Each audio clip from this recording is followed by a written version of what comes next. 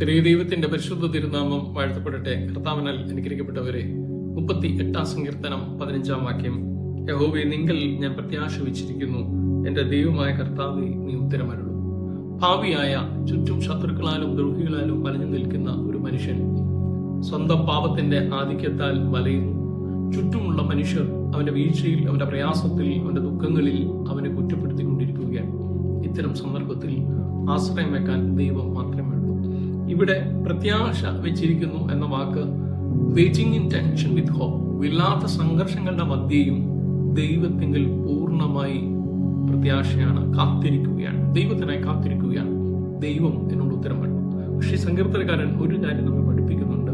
ഇങ്ങനെ ദൈവത്തിനായി കാത്തിരിക്കുമ്പോൾ തന്റെ ഉള്ളിലുള്ള സങ്കടങ്ങളെ ഓർത്ത്, ചുറ്റുമുള്ള ആളുകൾ പലതും പറയുന്നുണ്ടാകും, അതിനെപ്പറ്റി ഒന്നും പ്രതികരിക്കുന്നില്ല. പക്ഷെ തന്റെ ഉള്ളിലുള്ള സങ്കടങ്ങളെ ഓർത്ത് ഈ സങ്കീർത്തനക്കാരൻ പറയുകയാണ്, ഞാൻ എന്റെ അകൃത്യത്തെ ഏറ്റുപറയുന്നു, എന്റെ പാപത്തെ കുറിച്ച് ദുഃഖിക്കുന്നു.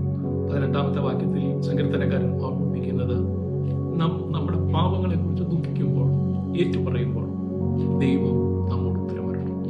ജീവിതത്തിന്റെ യാത്രകളിൽ ചുറ്റുമുള്ളവർ പലതും പറഞ്ഞേക്കാം, പക്ഷെ ദൈവം നമ്മോട് പറയുന്ന, ദൈവം നമ്മോട് സംസാരിക്കുന്ന ഒരു സന്ദർഭമുണ്ട്.